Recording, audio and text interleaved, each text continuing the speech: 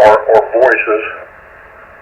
The older I get, I don't know how old you are, Butch, but I'm 61, and that's how I keep, that's one reason I try to stay organized, because it helps me remember people. I like to remember people. There's wonderful people on ham radio. Me, so far, I've only been a ham for about 10 years, and so far I've not met anybody that's not just super friendly, super nice. Now, I know there's some goofballs out there, but I guess I just hadn't found them, and I don't spend a whole lot of time on the radio, but just about everybody I talk to, just wonderful people. You know, I've made some of my best friends on ham radio. Well, you might want to reserve your opinion because you've met me now.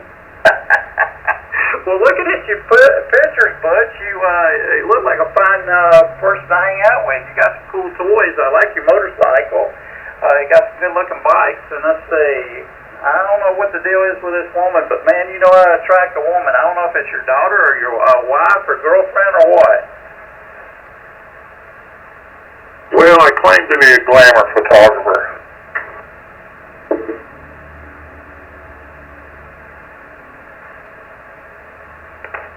But she's definitely glamorous.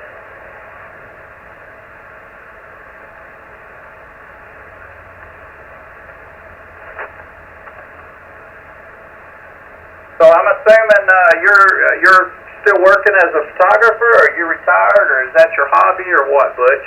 No, I've retired. I started in 1965, and I retired in 2008. Ended up shooting horses, made good money at horses, paid our house off, got old enough we could retire, and the so-called recession came along, and we just sat at the house, give it up. Okay, where am I seat? Okay, well, I understand that.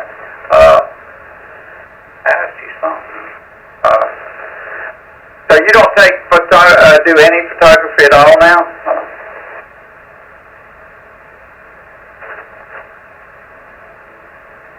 Even as a hobby? Let me put my headphones on there, I can hear better. No, I still take pictures around. I have a little point and shoot of Fuji X30. I went to the top of an end of Nikon down to a little fancy Fuji point and shoot, and it takes wonderful pictures. And I take pictures all around the house and of the wife and the dog and sticks laying on the ground and stuff like that. But, you know, it's just for my own novelty. I'm trying to get together a camera. I bought an old small format speed graphic, and it has a focal plane shutter, great big old clunky thing. And I bought a Bronica film camera that had a real wide-angle lens on it, and I'm trying to make those two, that wide-angle lens on that old speed graphic, and see if I can take pictures of moving objects where they, you know, they're sort of slanted to the front, look like they're going extra fast. I've always found that fascinating, but I never actually tried to do it. So that's my current project. Okay. This is Cave. I know, you know, now just about everybody you see is a photographer, because they all have their cell phones, and they get their cell phones out and take pictures. I know my youngest daughter, she takes awesome pictures, and she does it with her cell phone. And it's amazing how, you know, how cameras have changed over the years. Okay, right, I'm back, W4WCB. Good afternoon. Yeah, it's a total revolution. Who that? K4MIC, good afternoon.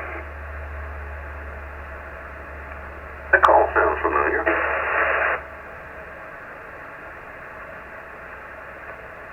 You're not a Bell sponsorman, are you? What? A Bell sponsorman. Bell sponsorman. I am not a Bell sponsorman. I've had no contact with Bell sponsorman. Okay. My wife has a couple of criminal sons, but, you know, we're not really involved in that. All right, you're not the ham operator I met one time. Oh, never mind. Now, this is Warren, W4WCB here in Southeast Tennessee. Yeah, I was warned about you previously. That's good. Was it on a milk carton? It was your compatriot here, David. Yeah, well, David's married his sister, so, you know. Well, I could tell you a story on that, but you had a story primed to go, so let's hear that one. Yeah, let's hear the story, Warren. Okay, well, it takes me back in the early, when I first went in service. Decatur was still a dry county. Yes, sir. All around, everywhere, except Huntsville. And Huntsville had just gone wet. I'm stationed in Norfolk, Virginia, and we're in port.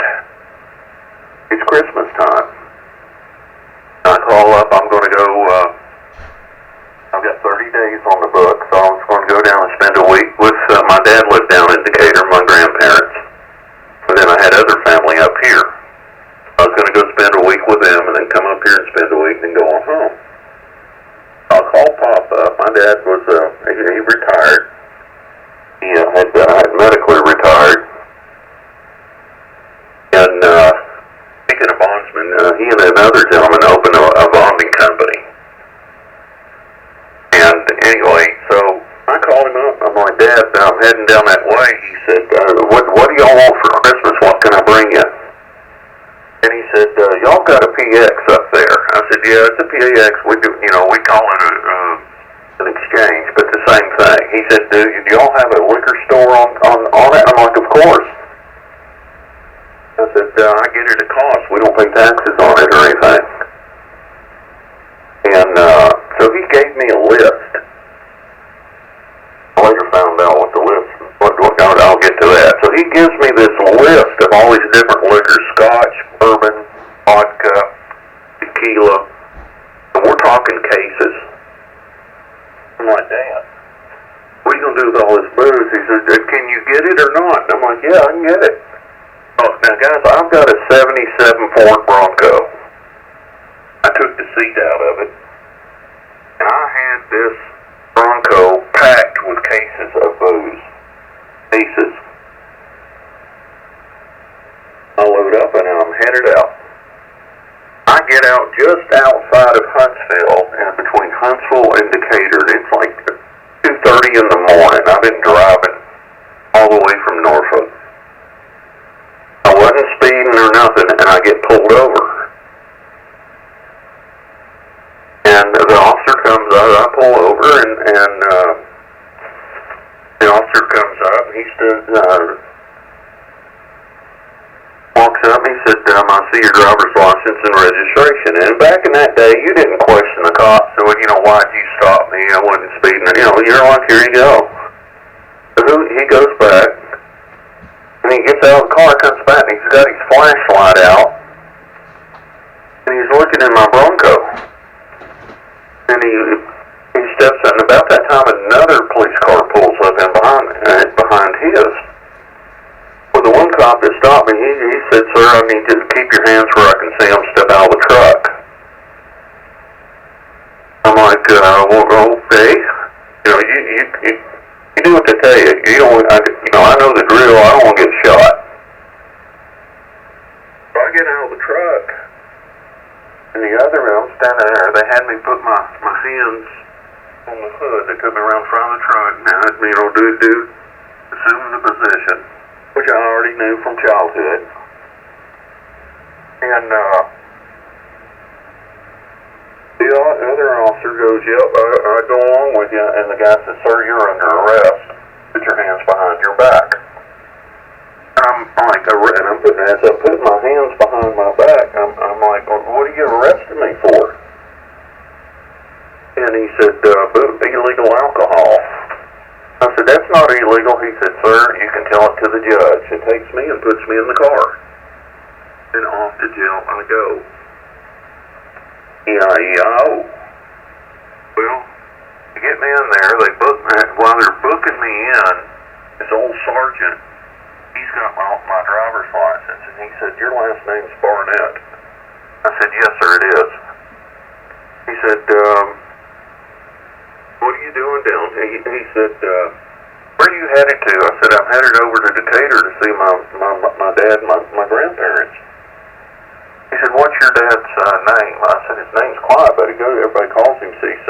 He goes by his initials. And he went, oh, shit. And he goes, turns back, he goes to walk off, and he turns back around, he says, who's your uncle? I said, Jay Talent. I said, I don't know if he's chief of narcotics or chief of homicide, but he's chief of something over here in Huntsville. And the sergeant said, take those cuffs off of him. Mr. Barnett, would you have a seat over here, please? Well, I'm sitting there, and he comes back, and he said, we're doing some verification, sir. Would you like a cup of coffee or anything? I'm like, oh, something's going down here. Well, about an hour later, here comes my Uncle Jay rolling in there. Mr. Hollywood, as I always remembered him as. And he's like, hey, hotshot, what are you doing running looking through this county? I told you about not to bootleg, and the cops are looking like, are they going to take him serious? Well, about 30 minutes, my dad shows up, and I tell you what, these officers reek and crow. And they finally listened to my story, and of course, Uncle Jay and my dad confirmed it. So everything's cool.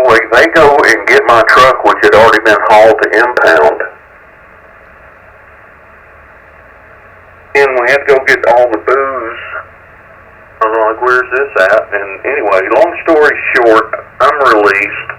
We roll up over at Grandma's house, get some sleep, have breakfast.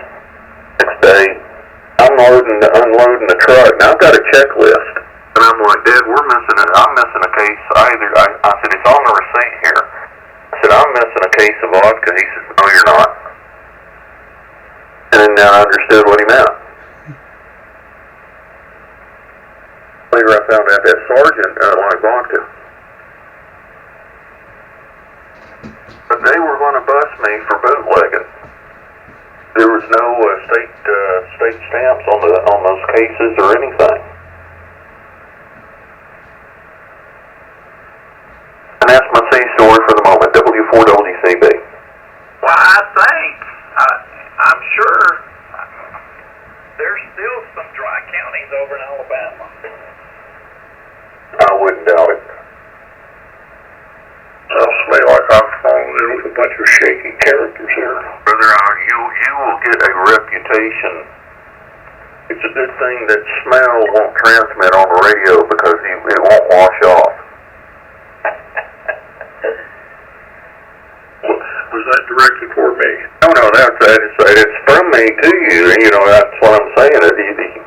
Especially David. I mean, David got.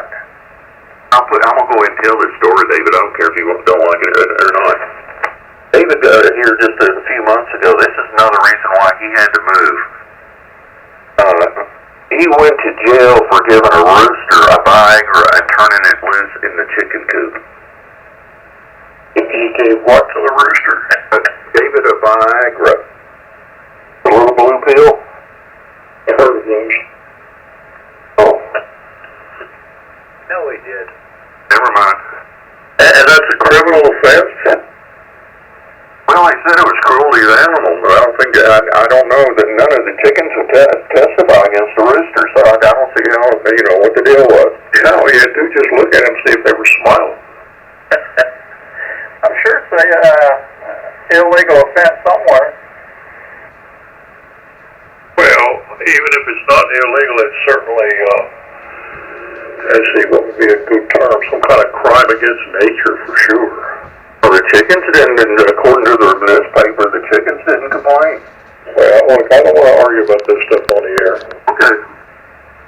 Chickens weren't bad. You're a funny man, Warren. Okay, what am I saying? W4WCB. I'm not writing ahead and get certified. I've got it documented. Got it documented. Okay, W4WCB, that's Warren, right? Yes, sir, that's correct. Here, where, Warren? Well, I'm here, I think. I'm in southeast Tennessee, outside of Madisonville, Sweetwater, Tennessee. It's northeast of Chattanooga and southeast of Knoxville. Okay, well, we're not too far apart. I'm right at Kentucky-Tennessee border along I-75.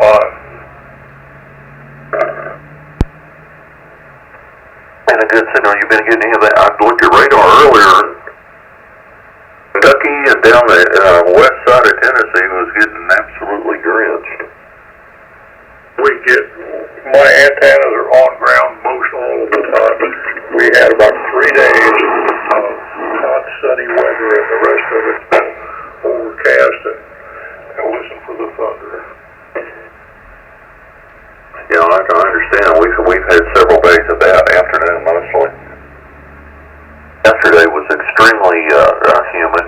I think we accumulated 2 3/4 inch or so. And today is, we got a break in it. Today it's humidity's down, and only about 84. Tomorrow's going back up in the upper 90s. Yeah, I got this morning, it was 60 degrees, and the humidity was 100%. It warmed up a few degrees, the humidity dropped down to about 96 or something. And welcome back, Jim. Yes, sir. Yeah, this work thing is getting in my way, you know. What's that language, mister? No, it's like meter G cribs, right? That's right. I mean, this is the family channel here. By the way, Warren, I don't know if it's too large for your inbox, but I did send you an audio recording of yourself. Alrighty, good deal. I appreciate that. I'll take a listen to it. I'm just curious if I sound what I look like, you know. You must be ashamed of yourself, Warren. You don't even have a picture on your QRZ page of yourself. I don't need to. Just well, I could. You're familiar with Mad Magazine, aren't you? Alfred D. Newman? Can't say that I am. Jim got it. Alfred D. Newman. That's me. What, me, Warren? That's right. I'm not kidding. You guys think I'm kidding?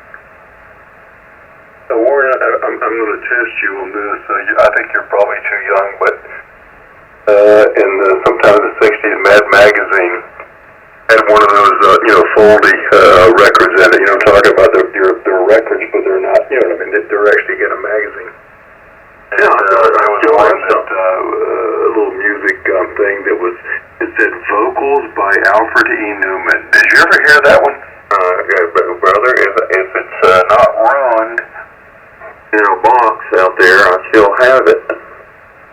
Okay, so you do remember that. That was funny. Oh yeah, I actually did, and the record was kind of plastic-like. It wasn't solid. It was just foldy, you know.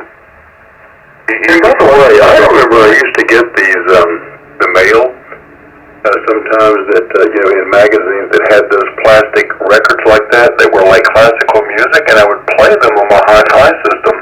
They had incredible dynamic range. They were great, but they wouldn't last very long. You know, you can only play them a couple of times. Yeah, I'd say, I doubt, I probably got the magazine, but I don't have that little flexible disc that came with it. But I thought that was pretty cool, and you're right, it did have good fidelity.